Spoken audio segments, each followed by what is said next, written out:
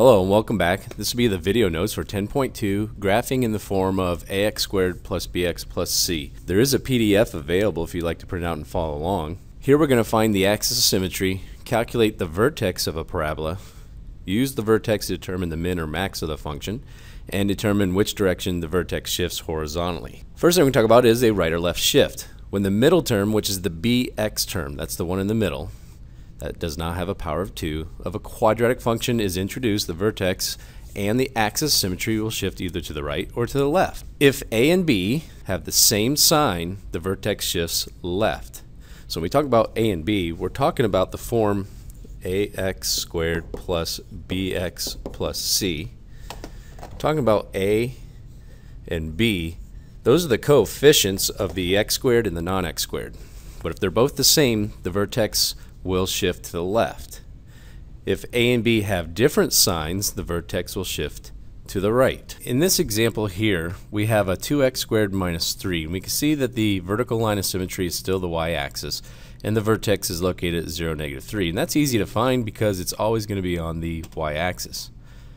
However, if we were to introduce a middle term, let's say we were to put in here a plus 4x, we would see that the line would actually shift. The old one was 0, negative 3, but the new one is going to be negative 1, 5. So you can see that the same signs, positive 2, positive 4, cause a leftward shift. Not only that, but the vertical line of symmetry is also shifted because that actually goes through the vertex.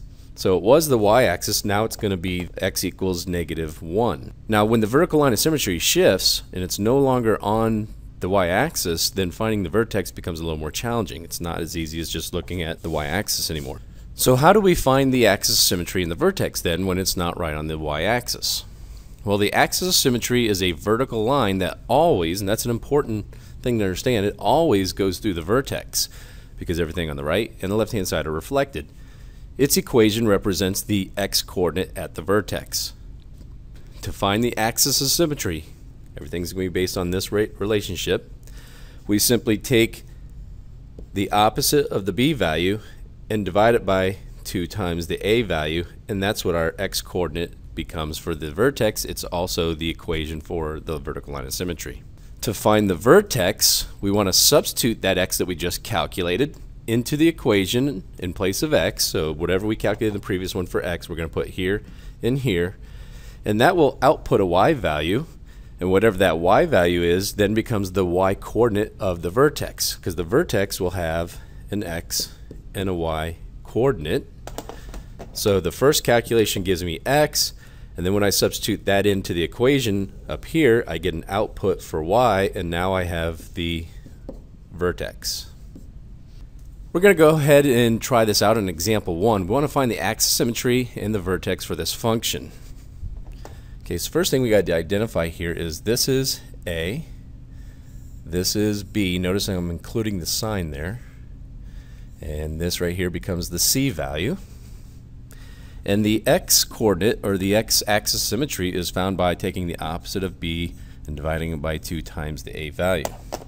So all I'm going to do then is substitute in a 12 here in place of b, and in place of a I'm going to substitute a 2 and go ahead and continue that calculation. So negative times 12 is negative 12, 2 times 2 is going to give us 4, and negative 12 over 4 is going to give us a negative 3.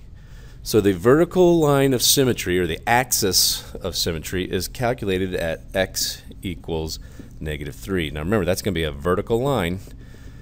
In this case, it will go through negative 3 on the x-axis. In order to calculate the vertex, all we got to do, so we're going to say this is our vertex, put a little v here to stand for that. The x-coordinate is negative 3. I just got to figure out what the y-coordinate is. So I'm going to substitute in place of x negative 3. So 2 times negative 3 squared plus 12 times negative 3 plus 16. Use your calculator to crunch the numbers. Y equals negative 3 times negative 3 is 9. 9 times 2 is 18 plus 12 times negative 3 is going to give me a negative 36. And if you want to call that just minus 36 instead of plus negative, that's fine. And then plus 16. So we're going to crunch the first two numbers. That's going to give me a, bring down my y, that's going to give me a negative 18, bring down my plus 16, and now y is going to equal a negative 2. So the vertex should be located at negative 3, negative 2, and the x-axis symmetry, or the vertical line of symmetry, should be located at x equals negative 3. So we're going to go to the graph and see if that's true. Okay, so here we are looking at the graphing calculator, and we can see that the coordinates to the vertex are actually negative 3, negative 2, and the vertical line of symmetry, which is going to go through the vertex like this, actually goes through the negative 3 on the x, so that vertical line of symmetry is x equals negative 3. Here we're going to talk about the minimum and the maximum. We had the previous equation, which we have written right here, and we of course know what the vertex was because we showed how to calculate that. The minimum and the maximum values are always, and this is important, always the y-coordinate of the vertex. They are never the x-coordinate. We mentioned that in a previous video. Now we want to also understand why is the y-coordinate of the vertex and not some other point on the graph. Well, the min and the max are the output or range values, that's another way of saying y value, of the function. Since the function above is equal to y, which we have written right here, the y value at the vertex will be either the largest or the smallest value, largest, smallest means minimum or maximum, ever produced by the function. And that's because of the way the curve goes. Keep in mind that the smallest point of a graph could be at the bottom, creating a curve that looks like this, or it could be at the top, creating a curve that looks like that. And how do we know if it's a min or a max then?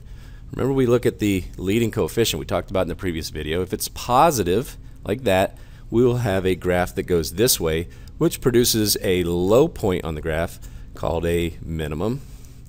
And if this leading coefficient right here was a negative, it will create a graph like this that creates a high point on the graph, which creates a maximum. We're talking about high and low parts. We're talking about the parts that go up and down, which is our y-axis like this. So it's always the output, the y value of the vertex. Example 2, it appears that we have a basketball game at halftime, and some fans are going to receive some t-shirts. But the way we get the t-shirts up there is we're using a slingshot. And you can see that the slingshot is being pulled back and released, and it's being released at 5 feet above the ground. And according to the equation right here, the t-shirt is being launched at 72 feet per second. So what you're looking at is the vertical motion model. We did talk about this in a previous section. This is a constant right here. This is the initial starting height, in this case 5 feet. This number is always the initial upwards velocity, so once they launch that, it doesn't have any more force applied to it. And then of course the h is the height after t seconds. So t is the amount of seconds after it's been launched. So what we want to find out is how high into the stands can this be launched. So we're looking for the maximum. So you can see we have a negative up front. So our graph is actually going to go like this. So what we want to find out is the maximum point. Well, that's nothing more than the output at the vertex. So we just got to calculate the vertex. Remember, the x-coordinate of the vertex is calculated by opposite of b over 2a. This is my a value, and this right here is my b value. So negative times 72 over 2 times negative 16. And a negative times 72 is going to be a negative 72 over 2 times negative 16 is going to be a negative 32. Use your calculator. So we know negative over negative is going to be a positive, but 72 over 32 is going to give us 2.25. So it actually takes 2.25 seconds for the t-shirt to reach its maximum height. The only question is, what is the actual height?